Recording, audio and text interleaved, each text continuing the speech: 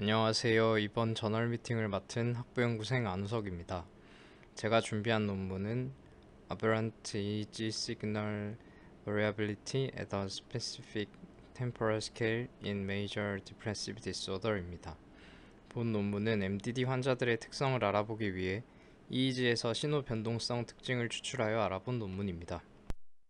해당 논문은 2021년 클리니컬 뉴로피지올러지에 기재된 논문으로 임팩트 팩터는 3.7로 클리니컬 뉴로로지 부문에서 Q1에 기재된 논문입니다. 인트로의 첫 부분에서는 뇌파 신호는 불규칙적이고 비선형적인 신호라는 내용으로 시작하고 있습니다. 또한 신호 변동성은 신호의 불규칙함과 복잡한 정도를 측정한 것으로 랜덤 변동성과 결정론적 변동성으로 이루어져 있습니다. 이 중 무작위적 변동성은 신경계의 확률적 활성화를 나타낸 것으로 신경잡음, 즉 뉴럴 노이즈나 무작위성으로 나타낸다고 합니다. 신호 변동성은 정신의학적 환자들의 신경시계열 데이터를 분석하는 데 다양한 선행 연구에서 사용하였습니다. 그러나 선행 연구에서는 데이터에서 특정 시간 스케일에서의 단일 변동성만을 고려했다는 한계를 보였다고 합니다. 또한 일반적으로 신경 시계열 범위를 20ms 미만으로 미세하게 설정한 경우는 신경망의 국소적 정보 처리와 관련이 있고 20ms 보다 더 넓게 범위를 설정한 경우는 분산 신경 세포단끼리의 상호작용과 관련이 있다고 합니다. 따라서 선행 연구에서의 한계점을 극복하기 위해 신호의 다중 변동성을 사용해야만 한다고 설명하고 있습니다. 이러한 선행 연구를 기반으로 본 연구팀은 두 가지 시간 범위에 대해 확인하기 위해 가설을 하나 세웠는데요. 우선 MDD 환자들에게서 신경 활성화의 신호 변동성 특성은 특정 시계열 범위에서만 활성화될 것이라는 것이고, 이를 확인하기 위해 다중 신호 변동성 특성을 활용하였다고 합니다. 연구팀은 분석에 퍼뮤테이션 엔트로피를 사용하였는데, 이는 40ms 이하의 시계열 범위에서 꽤나 정확한 방법을 이끌어내는 방법이라고 합니다. 또한 이때 40ms 이하의 시계열 범위는 EEG 신호 엔트로피 분석에서 주로 쓰이는 범위라고 합니다. 또한 단순히 퍼뮤테이션 엔트로피를 사용한 것이 아니라 이를 수정하여 Refined Composite Multiscale Permutation Entropy RCMP를 제시하였고, 이를 활용하여 데이터 길이에 의존하게 되는 문제를 해결하고자 하였다고 합니다. 또한 선행 연구에서 변동성을 측정하는 데 많이 쓰이는 단일 변동성 특성인 램펠-지프 컴플렉시티 LGC를 통해 RCMPE와 비교해보고 RCMPE가 어떤 신호 변동성 범위와 연관이 있는지 확인해 보았다고 합니다. 사용한 데이터는 PRED 플러스 CT 웹사이트에서 제공하는 MDD 환자와 정상인 오픈소스를 사용하였다고 합니다. 해당 데이터는 모두 18세에서 25세의 두부 및 뇌손상이나 발작 이력이 없고 정신과 약물 복용 이력이 없는 사람들로 구성되어 있었습니다. MDD 환자는 총 22명으로 이 중 여성은 8명으로 구성되어 있었고 우울 척도를 나타내는 BDI 점수가 13점 이상인 46명을 우선적으로 선별한 다음 현재 MDD를 진단받은 적이 있는 10명과 이전에 MDD를 진단받은 적이 있는 12명을 선별하였다고 합니다.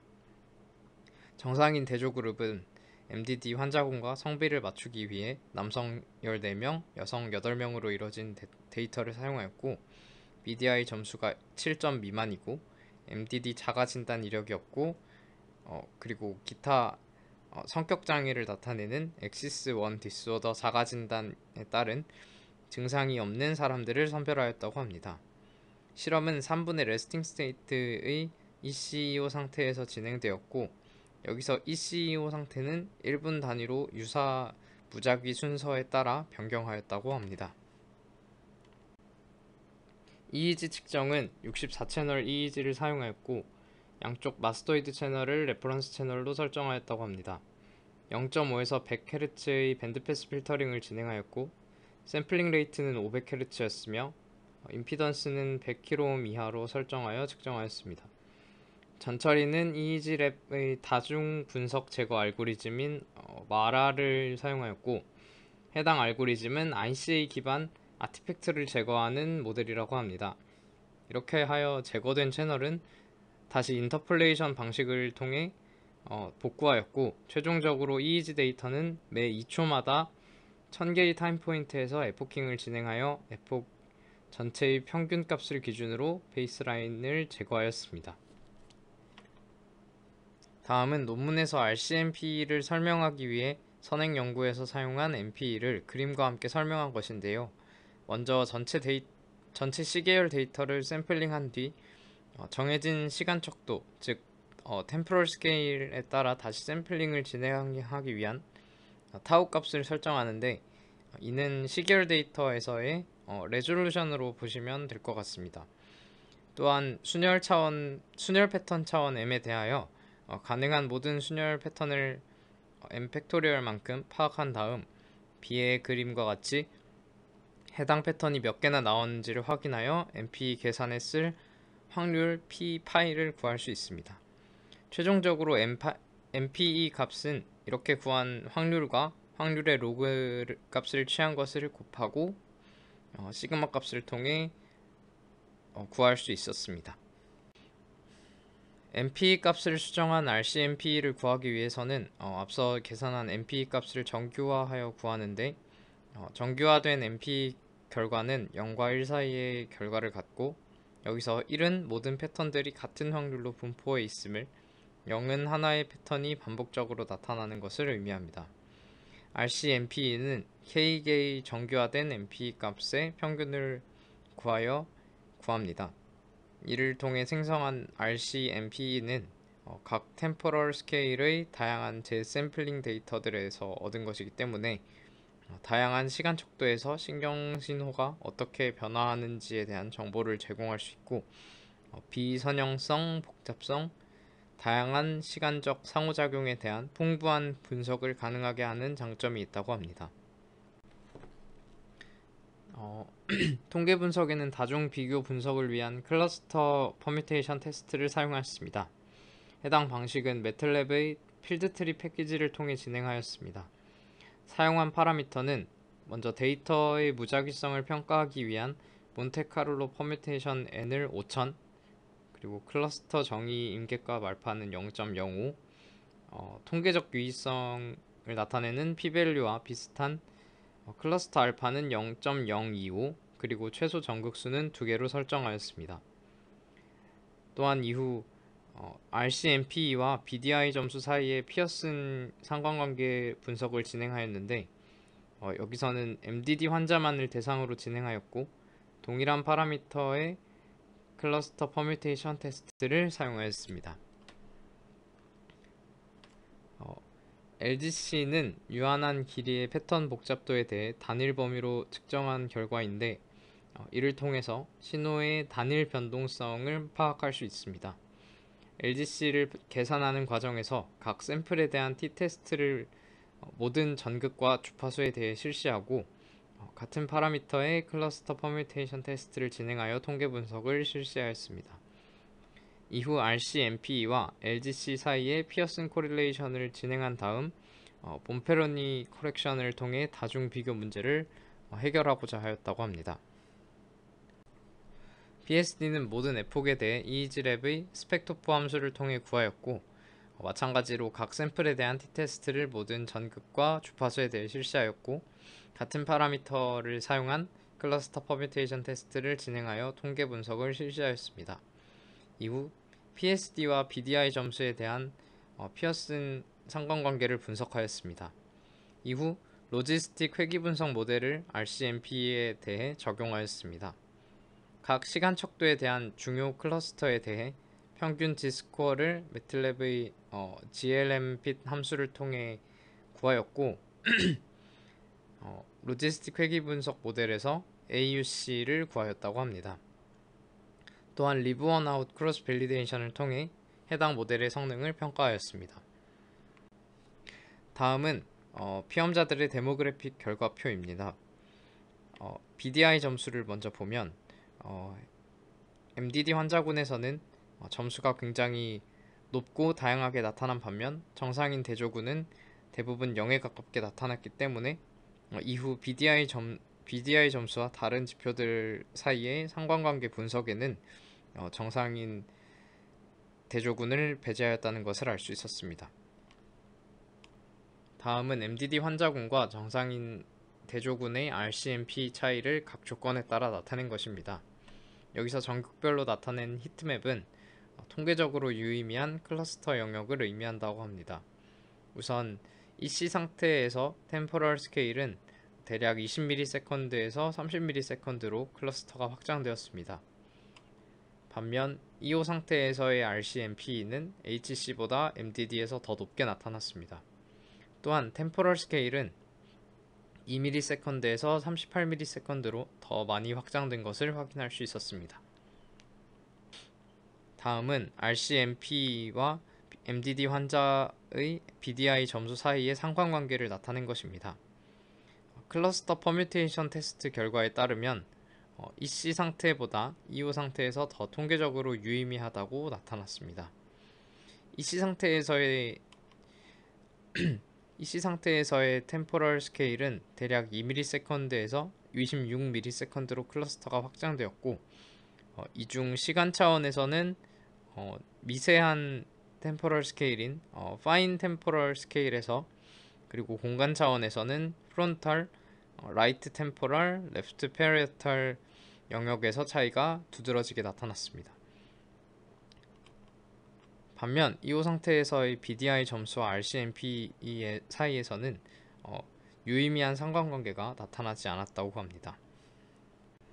다음 중 위의 그림은 MDD 환자군과 정상인 대조군의 LGC 차이를 각 조건에 따라 나타낸 것이고 아래의 그림은 LGC와 BDI 점수 사이의 상관관계를 알아본 결과입니다. 우선 EC, EO 상태 모두에서 MDD 그룹의 LGC가 정상인 그룹보다 유의미하게 높게 나타났고 이 중 EC 상태에서는 대부분의 영역에서 그리고 EO 상태에서는 프론탈 리전을 제외한 대부분의 영역에서 차이가 두드러졌습니다. 추가적으로 BDI 점수와의 상관관계를 나타낸 아래 그림을 살펴보면 EC 상태에서는 프론탈, 라이트 템포럴, 랩트 페리에탈 리전에서 EO 상태에서는 프론탈과 템포럴 리전에서 유의미한 클러스터가 형성된 것을 확인할 수 있었습니다. 앞서 살펴본 LGC와 RCMP 사이의 상관관계를 확인한 것인데 EC 상태와 EO 상태 모두에서 30ms 이하의 템포럴 스케일에서 양의 상관관계를 보였고 특히 20ms와 30ms에서 해당 결과가 더 두드러지게 나타났습니다. 또한 해당 결과는 본페러니 커렉션 이후에도 유의미하게 나타났다고 합니다. 다만 RCMP는 다중 신호 복잡성을 평가한 지표이고 LGC는 단일 신호 복잡성을 평가한 지표이기에 해당 결과는 조금 당연하게 나타나지 않았나라는 생각도 들었습니다. 다음은 PSD를 EEG에서 추출한 다음 각 상태별로 차이를 확인하고 PSD 점수와 BDI 점수 사이의 관계를 알아본 것입니다. 우선 클러스터 퍼뮤테이션 테스트를 통해 PSD 그룹 간 차이는 ECEO 상태에서 모두 크게 두드러지지 않은 것을 확인할 수 있었습니다. 또한 BDI 점수와의 상관관계 역시 크게 나타나지 않은 것을 확인할 수 있었습니다. 마지막으로 RCMP를 사용한 로지스틱 회귀 분석 모델입니다. 여기서 EC 상태에서의 AUC 값은 20ms에서 32ms 사이 범위에 EO 상태에서는 AUC 값이 2ms에서 34ms 사이 범위에 있었습니다. 가장 높은 AUC는 먼저 EC 상태에서는 26ms에서 0.72 값을 EO 상태에서는 24ms에서 0.78 값을 나타냈습니다. 또한 로지스틱 회귀 분석 모델의 성능은 오른쪽 표와 같이 나타났습니다. 해당 결과는 RCMP의 템포럴 스케일과 거의 유사하게 나타났는데요. 이를 통해 RCMP를 이용한 로지스틱 회귀 분석 모델이 MDD 진단 및 평가에 유의미한 도구임을 알 수 있다고 합니다. 연구팀은 새로운 지표인 RCMP를 통해 다중 신호 다양성을 측정할 수 있었다고 합니다. 또한 다양한 측정 및 분석 결과 RCMP는 MDD 환자군에서는 Coarse Temporal Scale, 즉 긴 시간 척도의 신호 변동성에 있어서만 양의 상관관계를 보였고, 좁은 시간 척도인 Fine Temporal Scale에서의 신호 변동성과 우울 증상 정도가 음의 상관관계를 나타낸다는 것을 알 수 있었습니다. 또한 이렇게 추출한 다중 신호 다양성이 MDD뿐만 아니라 다양한 정신질환 진단에서 주요한 역할을 할 수 있을 것이라고 기대하였습니다. 추가적으로 본 연구에 대한 한계점으로 사용한 샘플의 수가 적었고 나이가 제한적이었다는 점을 꼽았습니다. 끝으로 제가 현재 진행하고 있는 MDD 진단 알고리즘에서는 MDD의 조기 진단이 우선적인 목표이기 때문에 증상의 정도에 따라서는 크게 구분짓지 않았는데, 해당 논문을 통해 우울증 정도에 대한 분류를 위해 신호 다양성이라는 지표를 새로 생각해 보게 될 수 있었습니다. 다만 마지막에 로지스틱 회귀 분석 모델에서의 성능 평가가 이전에 진행하였던 연구나 다른 선행 연구들에 비해 조금 낮은 성능을 보이는 것 같아서 본 논문에서 사용한 지표나 모델을 사용하기 위해서는 후속적인 연구가 필요할 것 같다는 생각이 들었습니다. 긴 발표 들어주셔서 감사합니다.